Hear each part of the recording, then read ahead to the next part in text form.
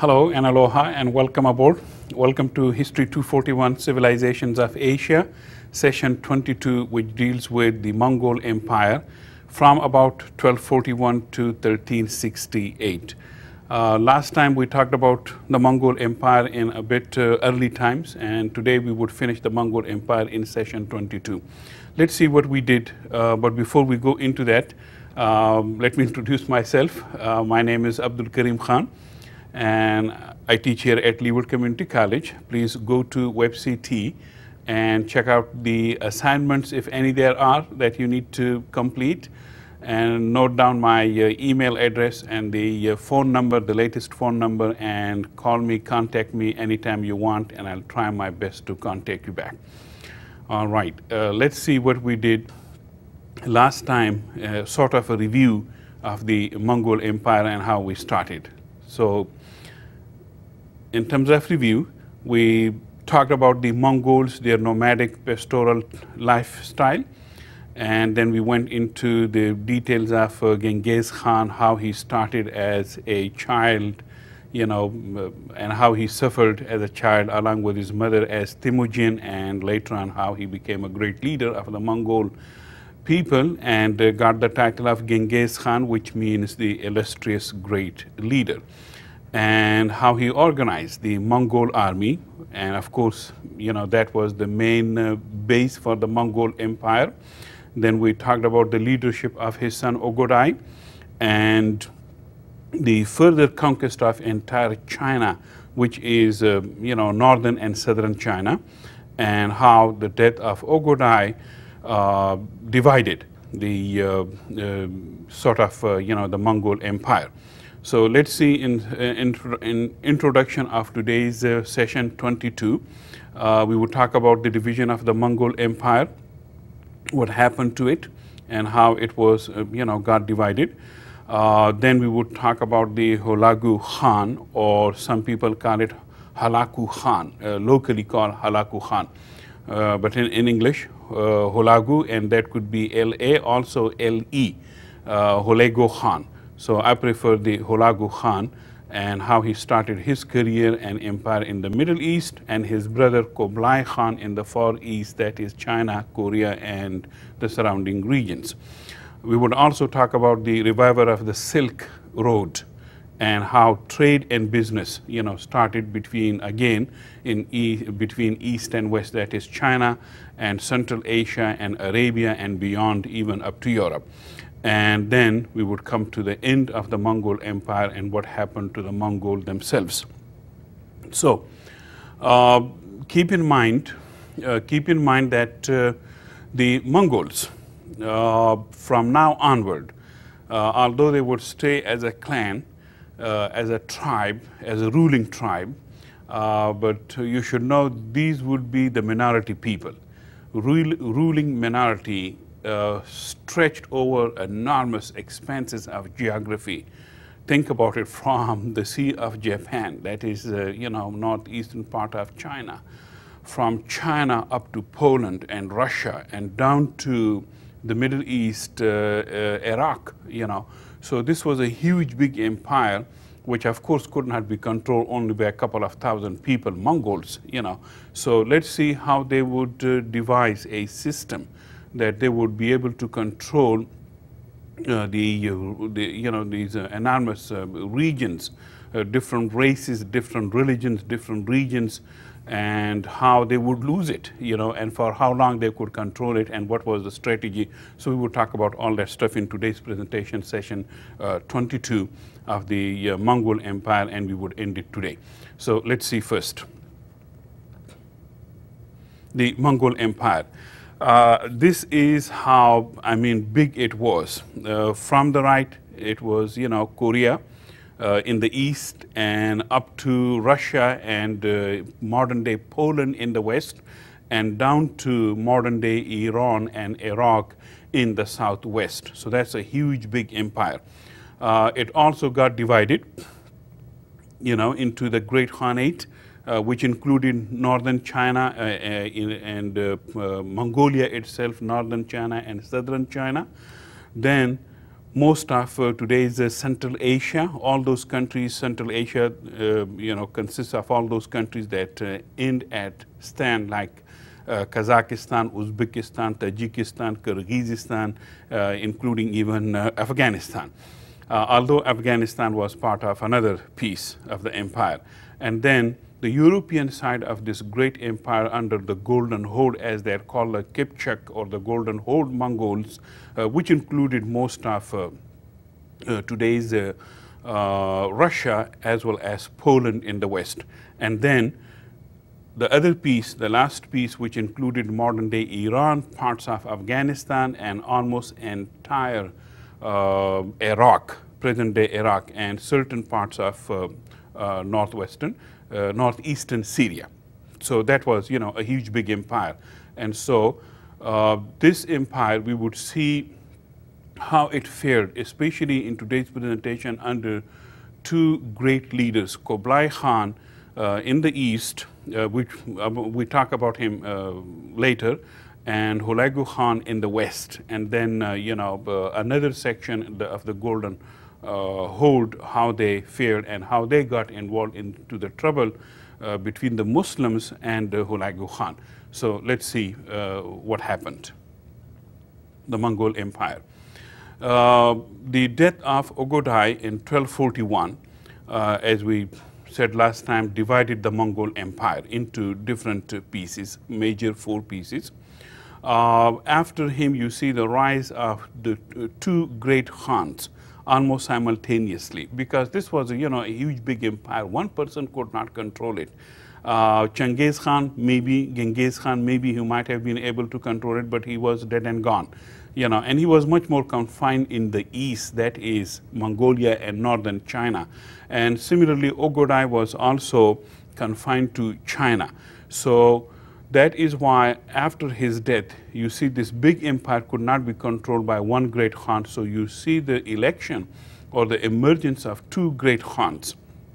Number one, Hulagu Khan of the Il Khanate, that is the Iraq and the Iraq, Iran, and parts of Afghanistan.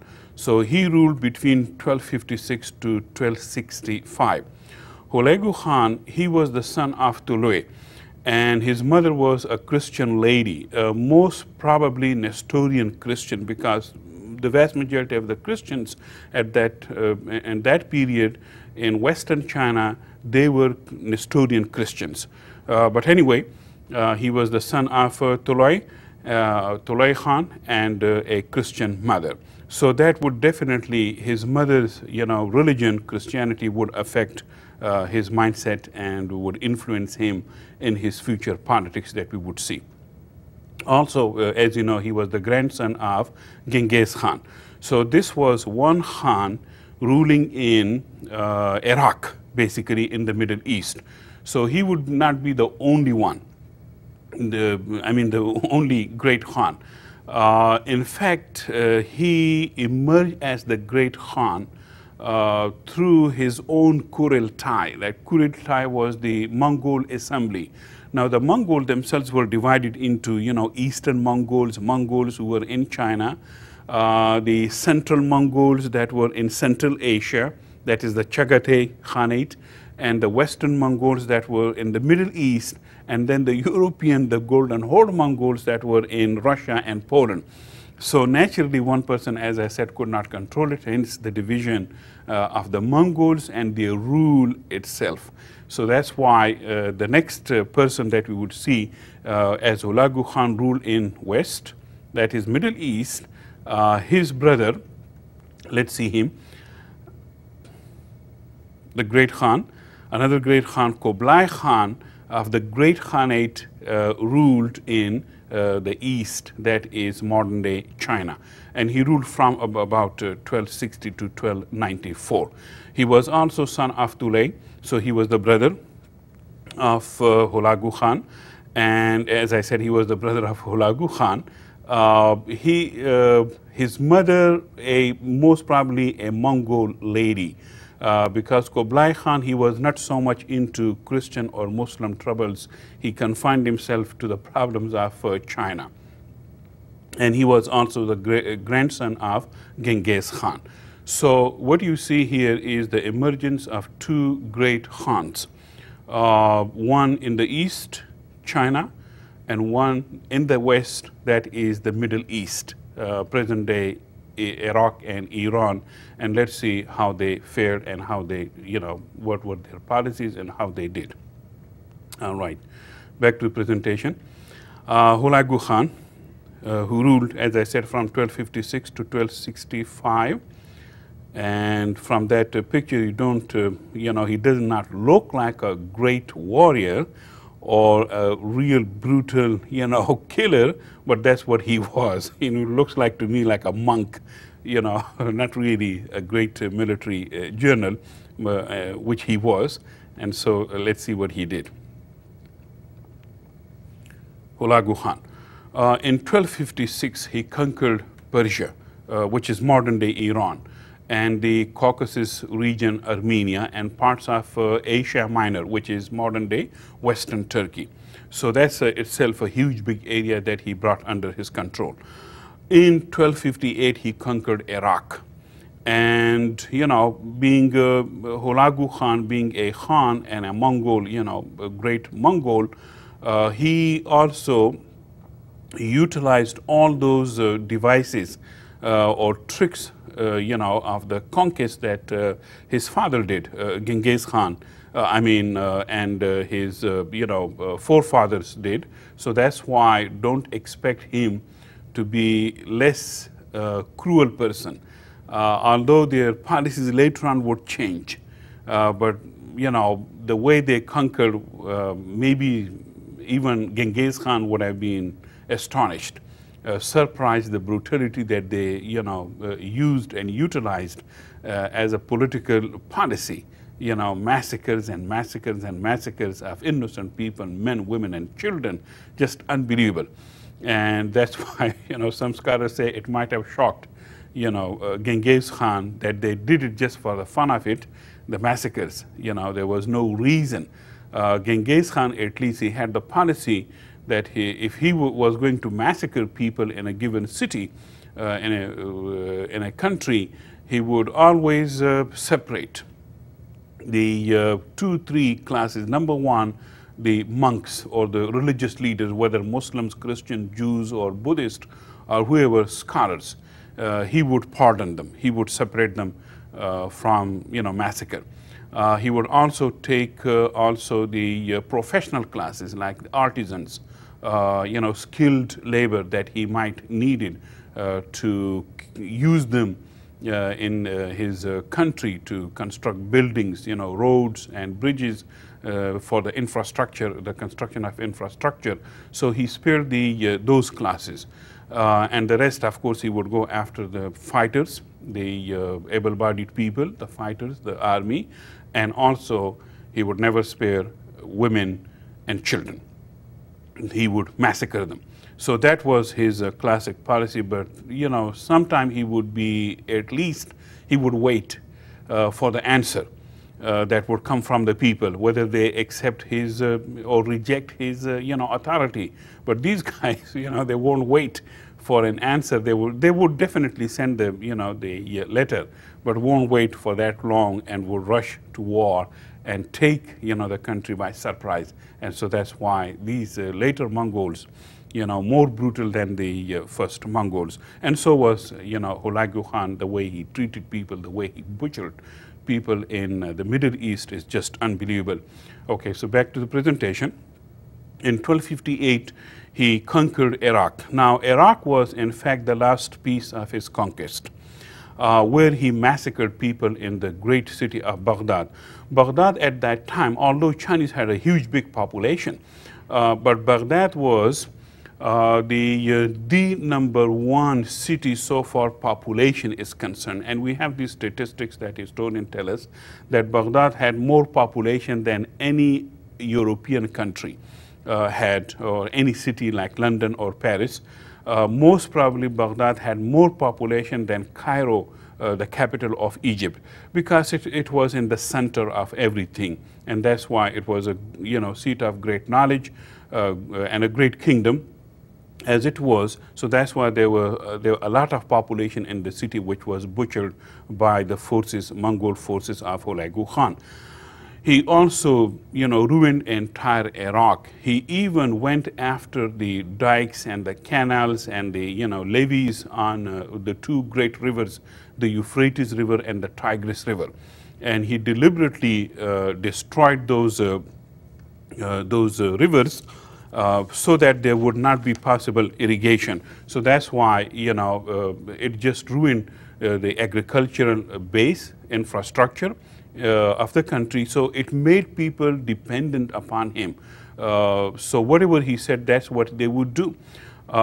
Since Iraq, as I said, was the last piece in this conquest, because he first went after the Armenians, he conquered Persia.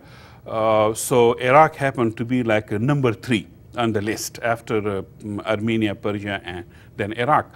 The Iraqi people, their leaders, they perfectly understood the policies of the Mongols. Yes, they would send a letter to the ruling classes of the cities or the country or the kings and would tell them, we're coming.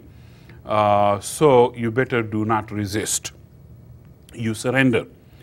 And if any one of you decided to fight, we will fight, but that would not be just fighting you alone.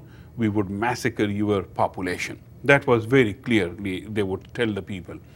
But in this case, in case of Iraq, the Iraqis were divided, whether to fight or not to fight. There were people who believed that, the fight is useless. We don't have that many forces. So let's not fight, surrender. And later on we would see, because we know, how many people they massacred in Persia, in Armenia, and the Caucasus region. They have been doing this, that's their policy, to massacre people. And if they offer us peace, and surrender peacefully, let's do it. So that was one group of people. Another group of people in Iraq who were also, in Iran, a group of people that came to be known as Hashishin. Hashishin, as you can tell, the name is derived from hash, the drug. And so from hash, you get the term Hashishin. This was a group of people who, in fact, it is from this term, Arabic term, Hashishin, that we get the English term assassin. And so these Hashishin people, these were, not just common people, they were military people and assassins, basically. And the local rulers, they would use it against each other in the region. So they just had only one thing to do, and that was, without any distraction, they would go after the person or people and kill them and come back. Or if they got killed, they were already drugged, they won't care.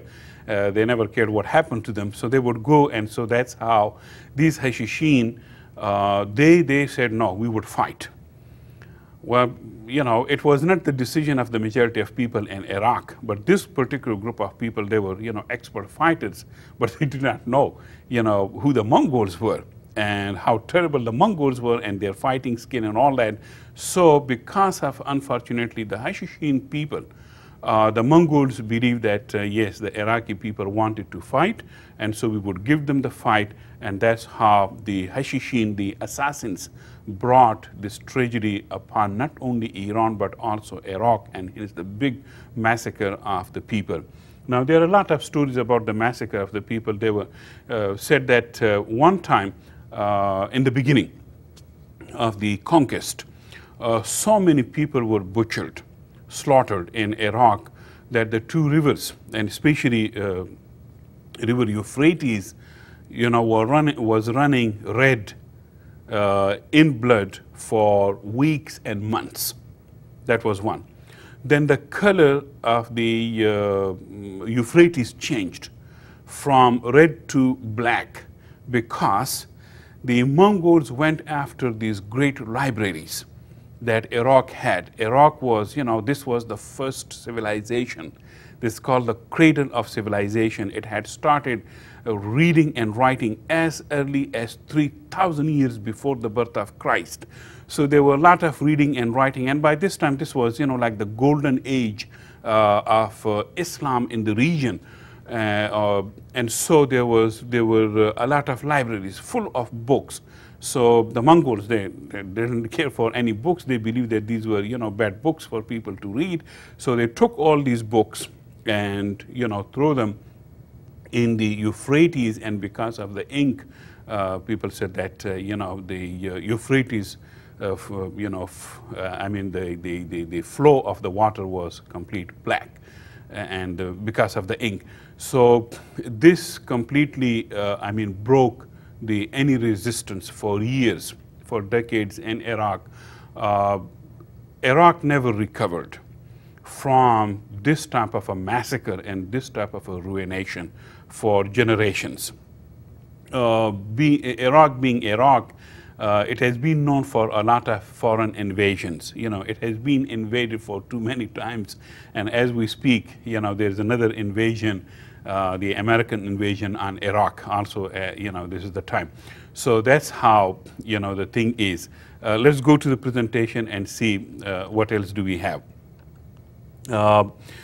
In Iraq and in the surrounding region, the people, Hulago Khan himself, because remember his mother was Christian, they associated and allied themselves with the Christian leaders and the Christian crusaders. These were European people living in the Middle East, in the Holy Land. So they first allied themselves with Hulago Khan, believing that Hulago Khan would come and massacre the Muslims, and that would be that he would take care of the Muslim threat to Christianity in the region. Later on, they found that he would not, discriminate on the basis of religion, so he would butcher everybody. And that's how, what happened. All right. This is a scene, I don't know how clearly you can see, the city of Iraq, and there is the gate, and the Mongols are outside, and they're trying to breach the walls of the city, which they did, which they did. Right here this is the wall, these are the gates, and these are shut, and nobody, nothing could stand in front of, the Mongols, and so they breached these walls and gates and entered the city. These gates and walls were not meant, to stand, in front of, the Mongol ferocious, army, and so they breached easily and entered the city, and that is how they butchered the people there and dragged them out. And, the carriers of the dead bodies were also killed when they reached, the Euphrates. They would take these bodies and throw them in the Euphrates, and that's how it was flowing with red, blood for days, and then the books, the red ink was flowing in Euphrates. The Christians also paid, very dearly for their allying themselves with the Mongols.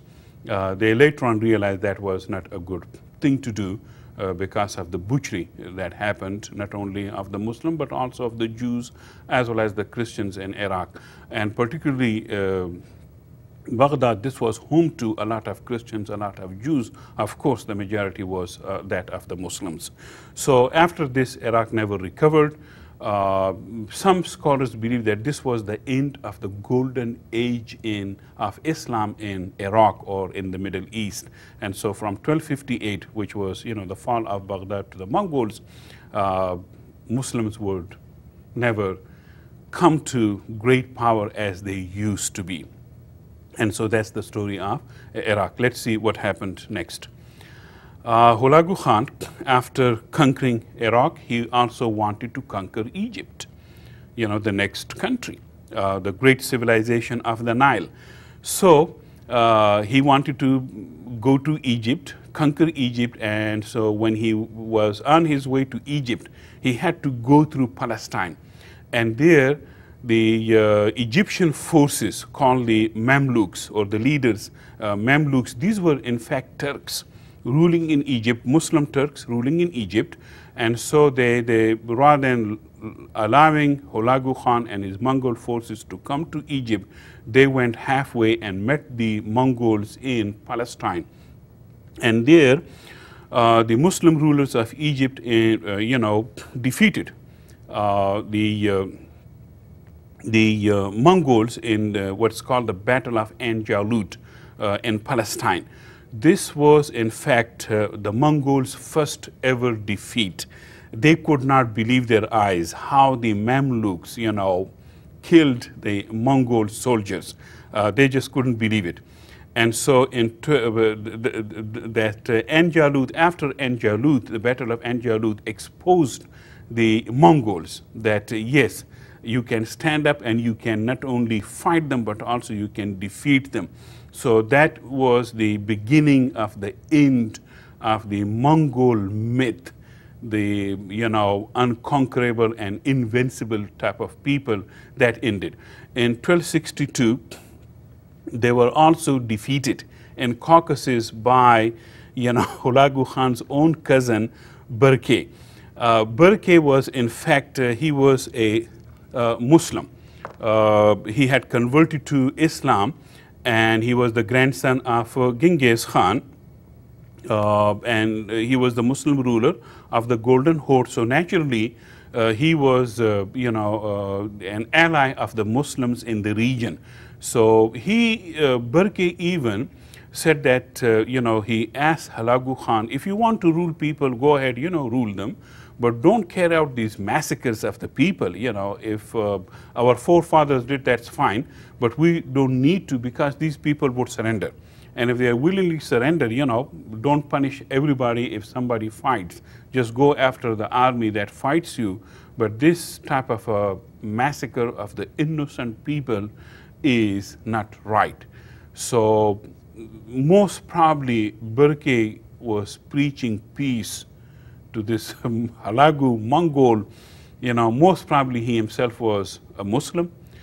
Most probably he had lived in the European part. He had seen civilization, and he did not want to ruin, culture and civilization.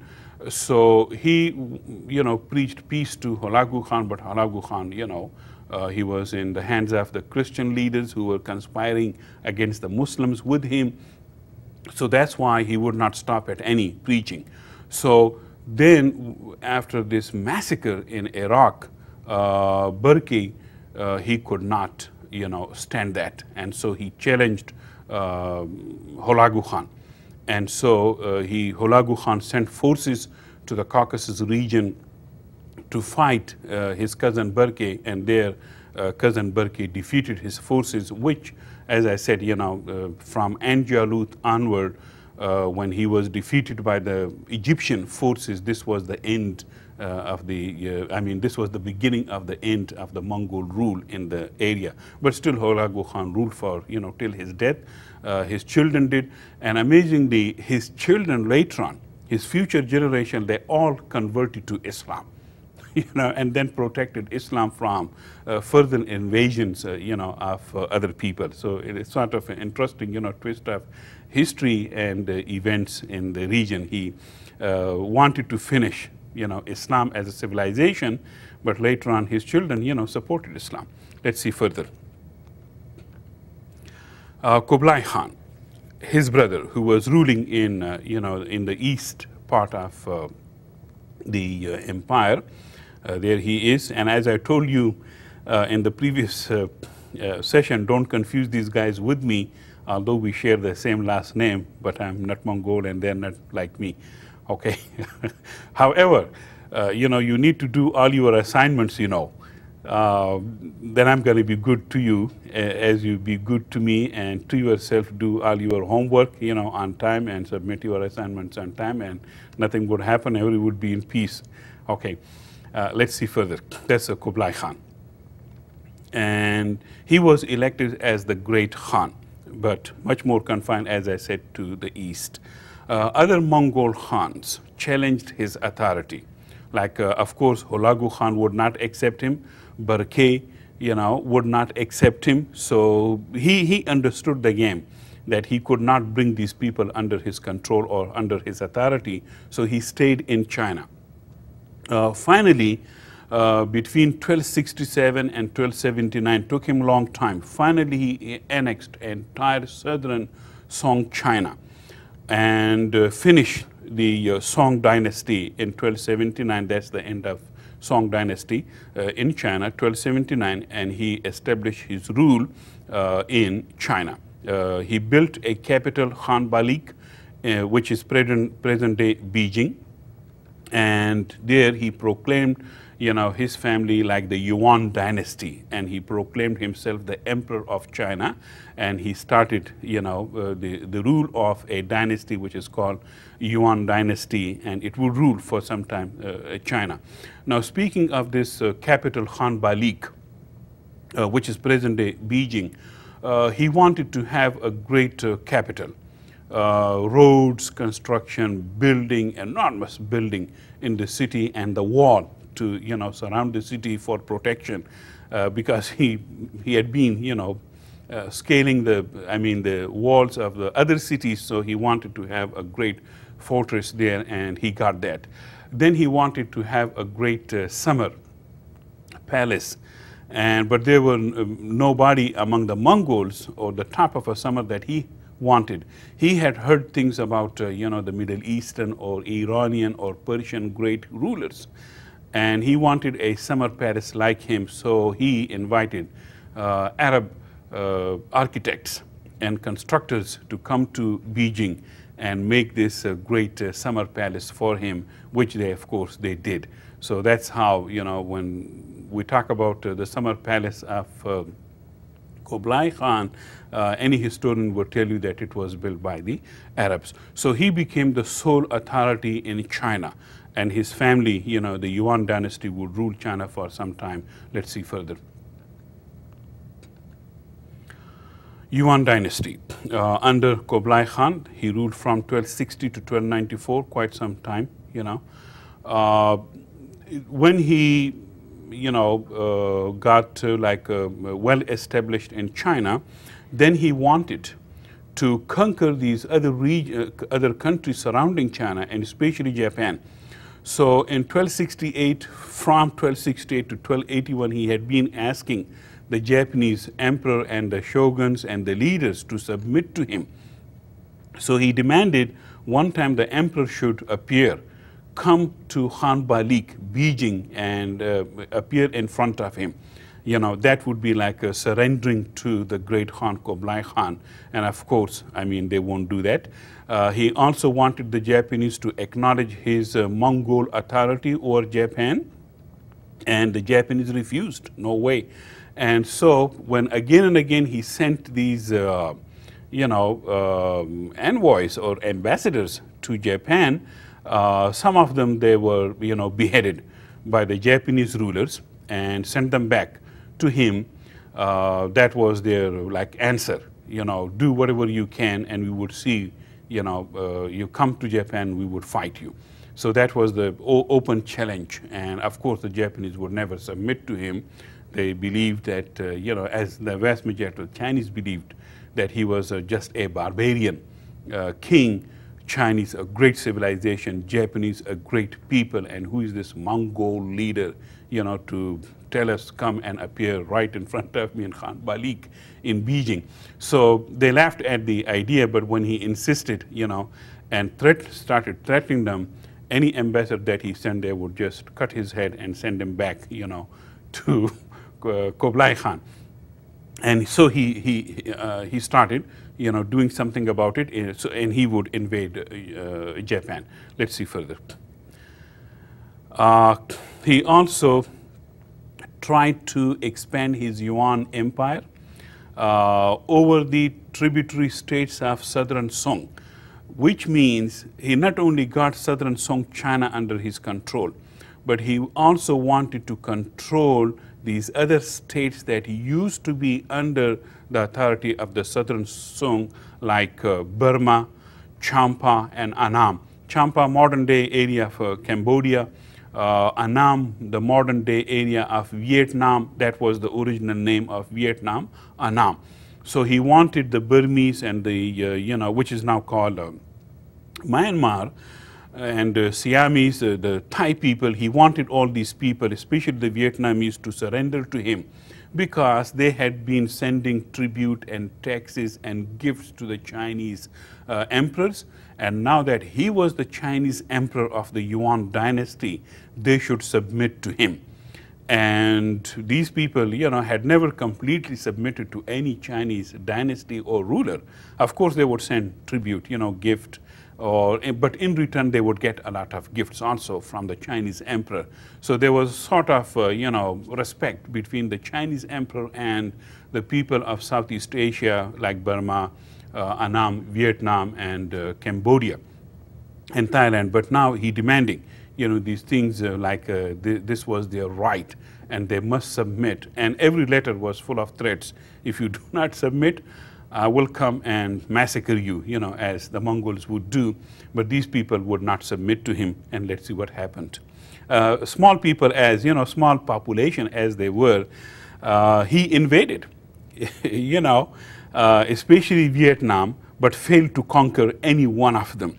And the reason, the great jungle of Southeast Asia saved the people of Southeast Asia, as well as the tropical diseases. As you know, that area, if you are not used to the jungle and the forest area of Southeast Asia, that can be very, bothering place and inhospitable place.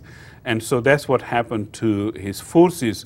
The greatest enemy at that time, as some scholars believe, the greatest enemy of the Mongols in Southeast Asia were not the people of Southeast Asia, but the mosquitoes. And the bugs and the mosquitoes that would bite and sting, and the Mongols, and that caused them, diarrhea, caused them fever, and they were suffering from all these diseases, and no matter how strong a Mongol soldier was, one mosquito bite, would do him. And so they were suffering from all these diseases, and then, the Vietnamese would come and, finish them. So he lost a huge big number of Mongol soldiers in Vietnam and other places of Southeast Asia. This is what happened, to the American soldiers also. Close to 1 million in the Vietnam War. Close to 1 million, forces the Americans mobilized, and about 58,000 Americans lost their lives, in Vietnam. So that had been the case, the geography and the people defending their country, since ancient times, and that's what happened to Kublai Khan forces, and he got his lesson. He never demanded these people to surrender because he did not have the means to, control them, and so they taught him a good lesson. Let's see what happened next. In November 1274, Kublai Khan launched a huge, big, massive naval expedition against Japan. But he killed a lot of Japanese, no question about that, and the Japanese killed a huge number of Kublai Khan forces. However, he could not achieve a decisive victory, that he could call it a victory. He failed. And the reason was Japanese, refused to submit. They would fight like anything, and that's what they did. They would fight like anything, and so then the Japanese, they learned, that they could easily defeat the Mongols. They had to stay strong and not to submit to him. He would come at great loss, also, the Mongols' naval expeditions to Japan, quite a few of them, what happened was the vast majority of the fighters in the Mongol invasion of Japan, the vast majority of the fighters were Chinese and Koreans. And these were, hired and forced, drafted, by force in the Mongol army and asked to go and fight their neighbor, the Japanese. So there was a lot of unwillingness on part of the Chinese and the Korean soldiers to fight against the next door neighbor, Japan. And so that was one big problem in the Mongol army. Of course, the Mongols, they officered their army, but on the ground it was much more Chinese and Korean army. Similarly, the sailors, mostly these were Chinese and Korean sailors that would go in ships and take the Mongols, soldiers to Japan. And the Mongols, they did not understand the mechanism of geography of Japan. Let's see further. In August 1281, he again invaded Japan, and this time he was deep, in big trouble. This time, when he invaded Japan at that time, in August, there was a big typhoon. As typhoons, they come and go. It was like a, hurricane system and hurricane season in Japan. So there was a big typhoon and he invaded Japan because he did not know the geography or the environmental conditions of that time. So that's why most of his people, soldiers, were caught in the storm of this great typhoon, where the Japanese lovingly and affectionately they named it kamikaze. Kamikaze means sacred, blessed wind, the wind that saved Japan. So it was a very sacred, wind that saved Japan. Later on, the same terminology, they would use it for, the suicide bombers in the Second World War, kamikaze bombers. But that's the later phenomena. Kamikaze, it means sacred wind that saved Japan from the Mongols. And so the Mongols, they couldn't stand. They were in ships, and of course, no ship, would stand such a thing like a great typhoon as kamikaze was, and a lot of them just drowned. And on top of that, the Mongols, these were people from the steppes. These were people from the grasslands, the open, highlands. They did not know anything about jungle warfare. Number one, they did not know anything about the nature of jungle, what insects, what mosquitoes, what problems they could cause them. Similarly, these were people of the land. They did not know anything about ocean. And Japan, it's an island nation. They could protect themselves, from the winds, from the, storms of the ocean, but not the Mongols. And so they did not know the geography of Japan that good. They did not know the environmental conditions, the seasons, and that's why they invaded Japan in the worst time, in the season. And that's how they were, crushed. Then those Mongols who managed to reach to the shore of southwestern Japan, there the Japanese were ready for them, and just butchered them, simple as that. Although they would fight heroically, the Mongols as they were, the Chinese and the Koreans, of course, they understood the game, they would not fight. Some of them were captured alive by the Japanese, and they understood that the Mongols had forced them to go to Japan and fight. So there was sort of a, camaraderie between the Chinese, the Koreans, and the Japanese. But, any Mongol that made it to the shore was, finished by the Japanese samurai class. And that's how the samurais also got into, big picture and big power at this time. Let's see further. So that would be, in a way, the end of Kublai Khan's power, in the region, although he would rule China, but he would not have any, courage anymore, or any wish to go and invade Japan, and they would refuse to submit to him. Let's see further. Kublai Khan, let's see how he ruled China. He established himself, especially his family, dynasty that he created, founded, the Yuan dynasty, the Mongol rule in China. There in China, he kept the Mongols and the Chinese separated and apart from each other. And the reason for that was he would not allow the Mongols to associate with the Chinese. And the reason for that was that he wanted the Mongols to stay as Mongols, a minority group of people, and not to be assimilated in the Chinese culture or the Chinese people. To make communication possible with the Chinese, of course, the Mongols had to learn Chinese language. Wherever they were, I mean, they had to learn the local language. So they learned the Chinese language, but they just simply did not have, the Mongols did not have the temperament or the mentality to be great scholars like the Chinese Confucian scholars. So that's why they would not read the literature of Chinese, the history of Chinese. They would not touch anything so that they would not become Chinese. So some of the things that would keep the Mongols, number one would be their military skills to stay in the army. And number two would be to stay illiterate, not to read or write or not to know anything about the Chinese civilization, because that would get them into China. And literature is the soul of any civilization. If you want to understand, a civilization, read their literature, political, religious, historical literature, and it would open the whole civilization for you, and you might like it, who knows, And so that's why the Mongol would stay from all this stuff and just have the soul rather than the book in their hands. Let's see. Mongol, they would stay in the army. That was, to rule, and this was a Mongol empire, basically a military, an army empire. So the Mongols would work and serve in the army. The foreigners and the Chinese would work in the civil administration. And here's another thing.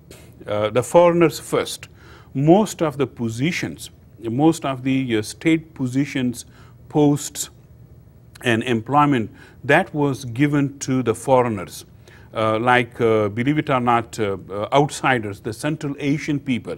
So there were, Arabs, Turks, other Central Asian people, some Indians, and amazingly some Europeans came to China to work for Kublai Khan and his administration, and then the Chinese were given like a second or a third level type of position in the civil administration. That was to keep the Chinese oppressed and suppressed, but it did not work. Of course, Chinese had the big population. That was their country. That was their civilization. But he tried his best to keep the Mongols and the Chinese separated and apart. He gave the whole army to the Mongols and most of the administration to foreigners and Chinese people. He built Great Canal, connecting his capital Khan Balik with the river Yangtze in the south, because it was a little bit away from the south, the Khan Balik Beijing, because that's in the north, modern day Beijing, the capital of China. So he connected with the Great Canal, the Grand Canal. He dug some more irrigational networks so that people up in the north would enjoy the water resources, much more agriculture in that region close to Beijing. And so that's how he wanted to make Beijing a great city that would be worthy as a capital of a great empire like his, and especially the Yuan dynasty that he was, the father and the founding father of that dynasty. Let's see some more. The Chinese peasants, they suffered a lot under the Yuan Mongol dynasty of Kublai Khan. Number one, they suffered from heavy taxes that he imposed, and the military expedition that he carried out.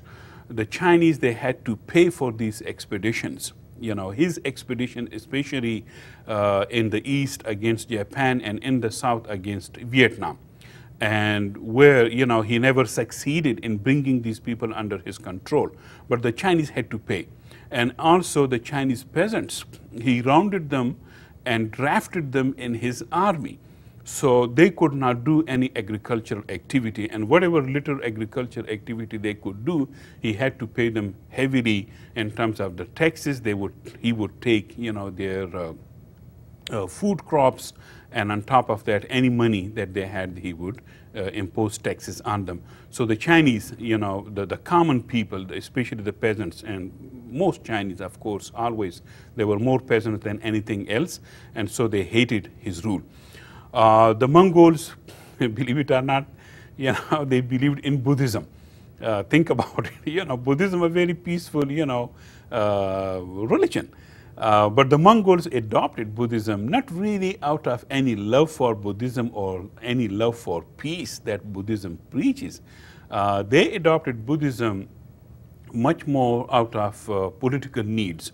The need for that was that Buddhism taught peace, and Buddhism did not want people to resist or to rise up against the invaders or to make trouble for the ruling dynasty. So that was, since Buddhism preached peace to the people and suffer, as they say, Jivan Dukkha had as the first tenet of Buddhism, which means life is suffering. That's a great reality in Buddhism. Life is suffering, and so you should not be desiring anything, and to suffer more. And so you stay where you are, and just stay in peace. And so that's why Kublai Khan and his family adopted Buddhism as their state religion. Of course, they did not listen to the peace that Buddhism, preaches. So for the rest of, let's see what he did to the rest of the philosophies in China. He supported Confucianism because Confucianism provided the civil administration that he needed to rule China. Because most Confucians, they were, bureaucrats. So he needed these bureaucrats to rule China, to collect taxes, to know who was where, how many people there were in China. So that's why he needed, these Confucian scholars, and so he recruited them in his civil administration. Also, he suppressed Taoism. Taoism, it's not really a violent, philosophy. Taoism, as it's called, the philosophy of non-action. Whatever happens, that happens, But he just simply did not like Taoist people because they would not support his militarism. That was one major reason. So all the Taoist schools were closed. Some of the great leaders, Taoist scholars, they were slaughtered and made it like an illegal system in the country. So nobody could become member of any Taoist school. Nobody would go there and learn anything, because he believed that Taoism, as it preaches, pacifism, don't fight, do not fight at all. They were also anti-government. Of course, anybody would turn Yuan dynasty, anybody would turn against the Mongol rule, but the Taoists, they showed opposition to the Mongol rule, and that's why they wanted to stay away from it and make people to stay away. Even they preached, the Taoists, that this was their philosophy.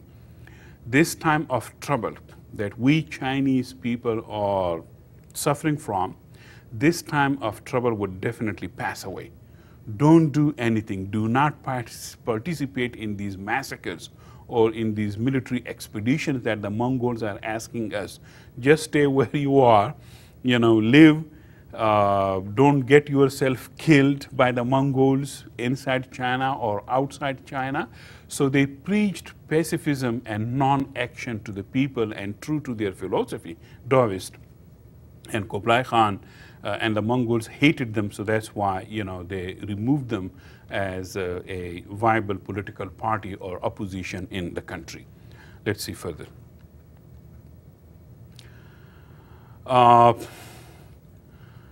Mongols, once they impose themselves upon people in the east, that is China, in the center, Central Asia, and in the west, like Russia and Poland, Iraq and Iran, once they impose themselves upon people, there you do see a sort of peace, the peace of the Mongols that they, imposed in the region.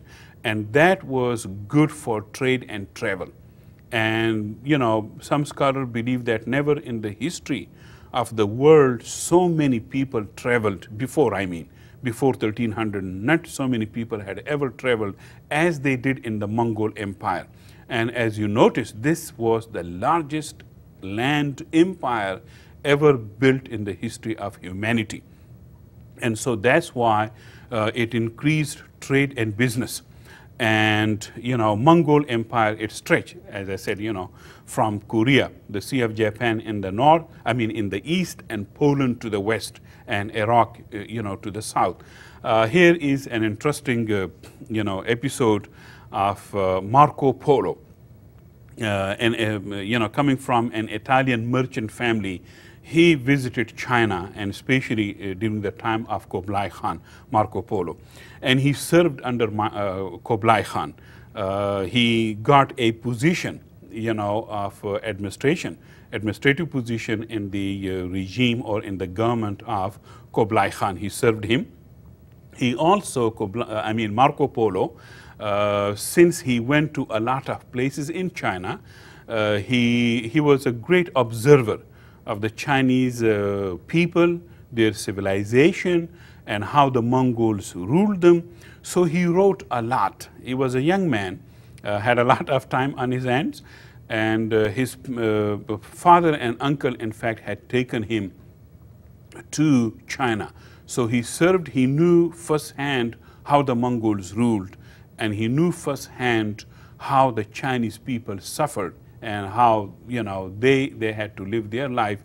So he created a huge big body of knowledge about China, and later on he took his books with him and published them in Europe. And that's how he got, the European attention for China, and that's how he attracted European, travelers and merchants and scholars to China. And China was already, famous in the West, but now became more famous because here was a person who had been there firsthand. He had served in the government of Kublai Khan.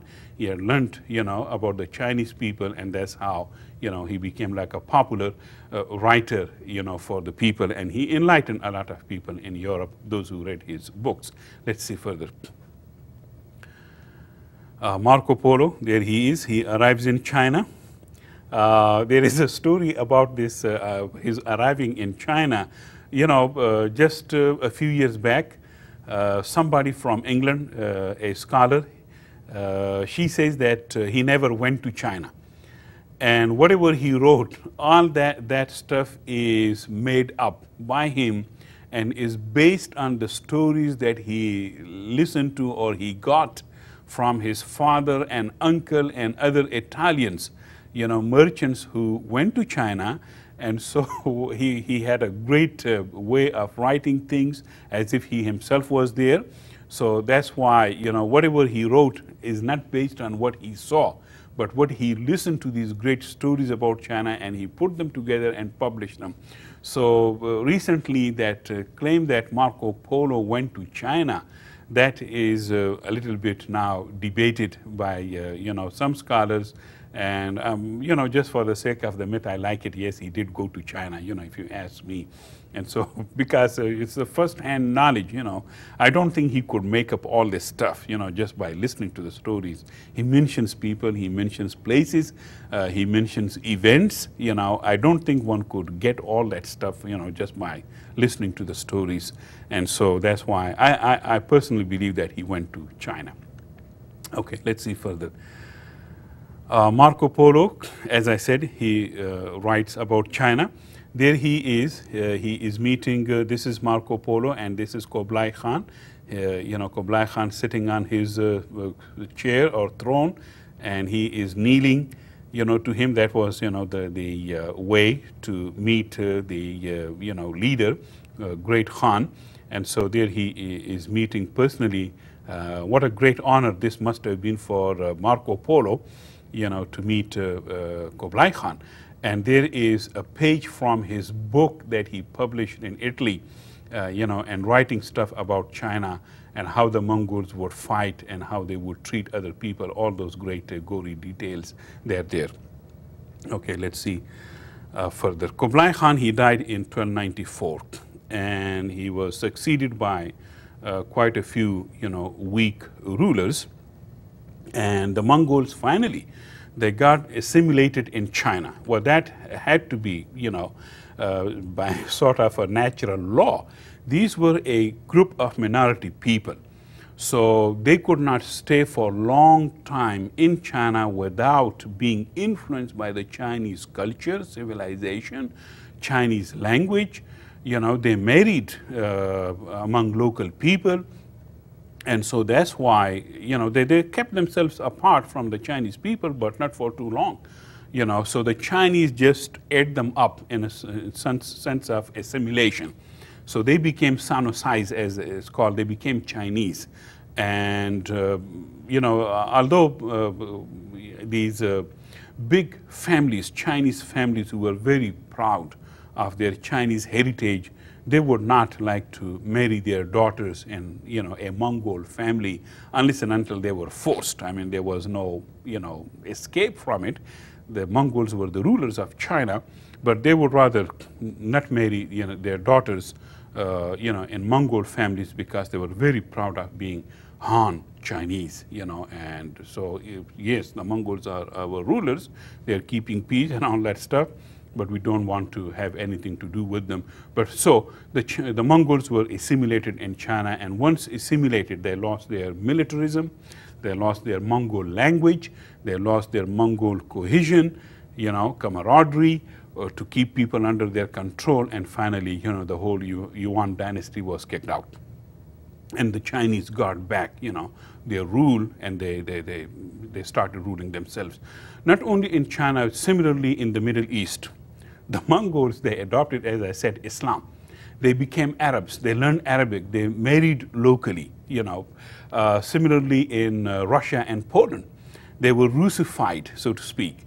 So they had to learn, you know, Russian language and Polish language, and they became part and parcel of that Eastern European civilization, Russia and Poland. So wherever they were assimilated in the local, among the local people. And although, and that's the reason, you know, even today, certain families in Poland, in Russia, especially southern Russia, a lot of them in Central Asia, quite a few of them in Iran and Iraq would have the last name as Khan, K-H-A-N, just like mine. But that would tell you that these were the descendants of the Mongol people. One group of people, and in some places they were really hated, detested by the local people because what they had done, you know, to the local people. Similarly, one particular group of people in Afghanistan, in central part of Afghanistan, they are called Hazara. For a long, long time, even today, if you ask me, they were discriminated because this particular group of Hazara, they claimed a descent from the Mongols. And so that's why, you know, they were always detested by the local people, hated by the local people, and treated them very badly, you know, the Hazara people in Afghanistan, because they were descendants, the children of the Mongol people, and there was a lot of hatred for the Mongols, you know, although the Mongols were rulers. Let's see further. So Mongols got assimilated in China. The Chinese, you know, finally rose against the detested Mongols and against their taxes. They hated them for what they had done to the Chinese civilization and the Chinese people, especially the taxation system.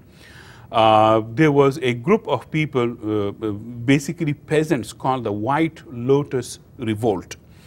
These were peasants that you know, started their revolt against the Yuan dynasty, and finally the Yuan dynasty ended in 1368 in China. So the Chinese, especially the leaders of the Lotus Revolt, the White Lotus Revolt, they got power, and so the Chinese rule was restored to the Chinese people after that. So that's why this is 1368 is the end of the Yuan dynasty. By this time, you know, the Mongols had become assimilated, and they lived, you know, some of those who could not, they just left back for Mongolia. But later on, you know, the inner part of Mongolia, the southern part of Mongolia, they would be brought under the Chinese control. So you would see the twist or the turn of history when the Chinese would control Mongols later on. Although one more time, another group of Mongols, you know, later on, as we get into history 242, you would see a group of Mongols called Manchus. These were also Mongolite people from Manchuria. they would come and seize China and rule China for close to about 300 years. Let's see further. Well, that's the end of the conclusion and the end of the presentation. We talked about the division of the Mongol Empire. We also saw how Hulagu Khan brought, Middle East, especially Iran and Iraq, under his control, and how the Far East was controlled by Kublai Khan. That is, China, northern China, Mongolia, northern China, and southern China, and how he invaded, Japan, and how he was, defeated there. Also, we talked about the visit of Marco Polo to China and the writing of his, books about China and popularizing China, and how the peace that Mongols imposed in this huge big area from Korea to Poland encouraged trade and business between East, that is China, and West, that is Europe, and how the Mongols got assimilated in the local cultures where they were, among the Chinese, among the Arabs, among the Russians, and so that's how they lost, that Mongolness about themselves, and that is the end of the Mongol Empire. I think we covered today quite a lot, and so next time we would, go into, most probably into Japan and see how the Japanese civilization started. Thank you very much for tuning in. Aloha.